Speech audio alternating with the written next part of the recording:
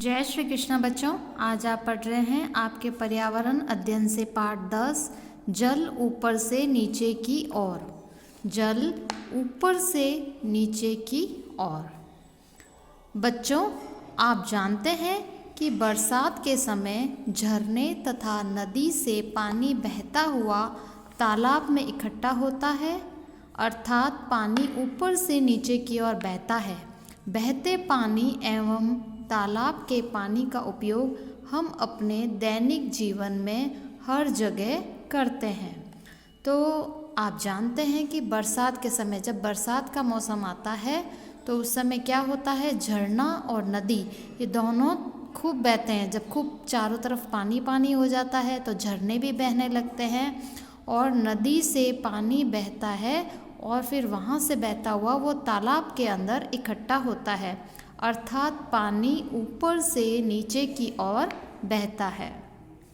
आपके भी यहाँ देखा है आपने, घर में नल लगे हैं तो नल में भी कहाँ पानी कैसा आता है, ऊपर से नीचे की ओर। बहते पानी एवं तालाब के पानी का उपयोग, बहता हुआ पानी जैसे झरनों और नदी का पानी, बहता हुआ पानी एवं तालाब के पानी का उपयोग हम अपने दैनिक जीवन में हर जगह करते हैं। दैनिक जीवन यानी हमारा जो रोज़मर्रा की ज़िंदगी है उसमें हर जगह हम बहता पानी एवं तालाब के पानी का उपयोग करते हैं। तो आपने पानी को कहाँ कहाँ बहते देखा है? आपने पानी को कहाँ कहाँ बहता देखा है? तो आप बोलोगे हमने नदी में देखा है, तालाबों में देखा है, झरनों में देखा है, यहाँ सब जगह हमने पानी को बहते देखा है। तो आपने आसपास कहाँ कहाँ बहते हुए पानी का उपयोग होते देखा है?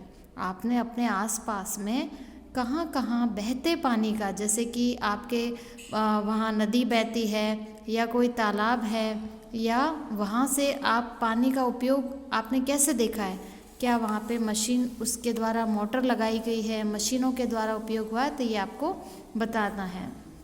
अब है खेतों में पानी।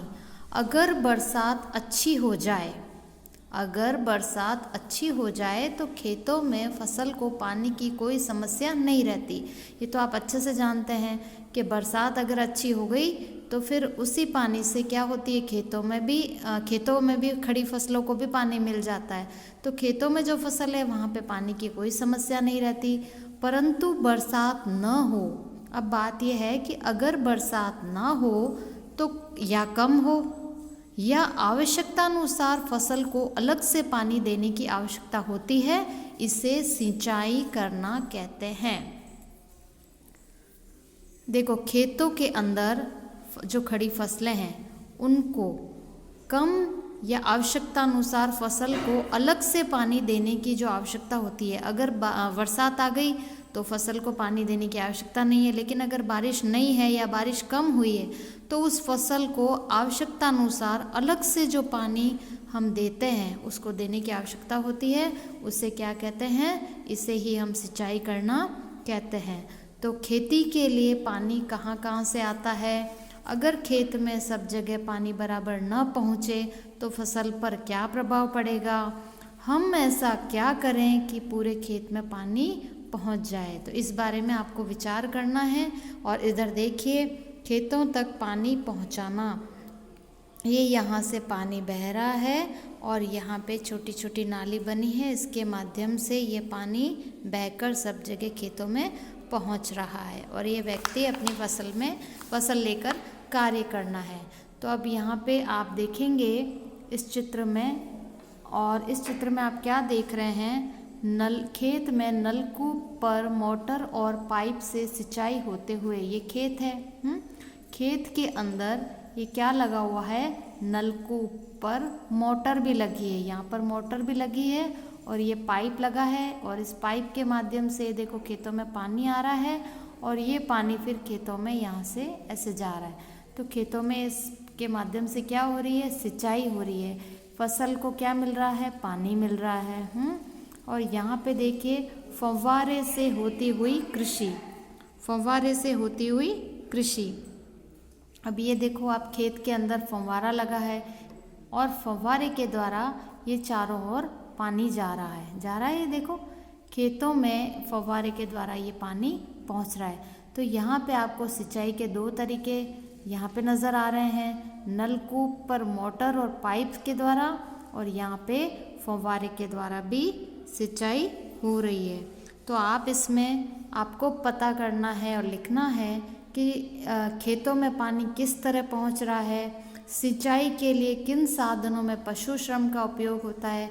मतलब जब हम सिंचाई करते हैं तो कौन कौन से ऐसे साधन होते हैं जिसमें हम पशुओं का उपयोग करते हैं। पशु श्रम यानी पशु उसमें मेहनत करते हैं, पशुओं का उपयोग लेते हैं। और सिंचाई के ऐसे कौन से साधन हैं जिनके अंदर हम बिजली का प्रयोग करते हैं, कहाँ पे बिजली के मोटर चला के काम किया जाता है। तो ये सब आपको थोड़ा अपना दिमाग लगाना है और सोचना है, फिर लिखना है। और उपरोक्त चित्रों में यह भी बताओ कि किस प्रकार जल का ऊपर से नीचे की ओर बहने की प्रकृति का उपयोग हो रहा है। जैसे पानी ऊपर से नीचे बहता है तो इसका उपयोग हम किस तरह कर रहे हैं वो आपको बताना है। और अपने आसपास के खेतों में सिंचाई के कौन कौन से साधनों का उपयोग हो रहा है। आपके आसपास जो खेत हैं उन खेतों के अंदर सिंचाई के लिए कौन कौन से साधन अपनाए जा रहे हैं, किस किस साधन के द्वारा आपके आसपास के खेतों में सिंचाई हो रही है। ऊपर दिए गए चित्रों को देखो और बताओ कि किन किन साधनों में पानी ज़मीन के अंदर से निकाला जा रहा है। ये आपने जो चित्र देखा है इसमें से आप चित्र को देखकर बताएंगे कि किस साधन के द्वारा ज़मीन में से पानी निकाला जा रहा है। और फिर ये पॉइंट है, पानी को ज़मीन के अंदर से निकालने के लिए किन उपकरणों का प्रयोग किया गया है। पानी को ज़मीन के अंदर से जब निकाला गया है तो उसके लिए किन उपकरणों, किन साधनों का प्रयोग किया गया है, ये आपको सोचकर बताना है। तो हम जानते हैं कि भूमिगत जल ज़मीन में बहुत नीचे होता है और कुएं व बावड़ी भी गहरे होते हैं। हम ये तो जानते ही हैं कि भूमिगत जल यानी जो भूमि के अंदर का जल होता है वो ज़मीन के अंदर बहुत नीचे होता है, और कुएं व बावड़ी भी गहरे होते हैं। कुएं भी गहरे गहरे होते हैं, बावड़ी भी गहरी होती है। पानी प्राप्त करने के लिए हमें कुछ उपकरणों की सहायता लेनी पड़ती है।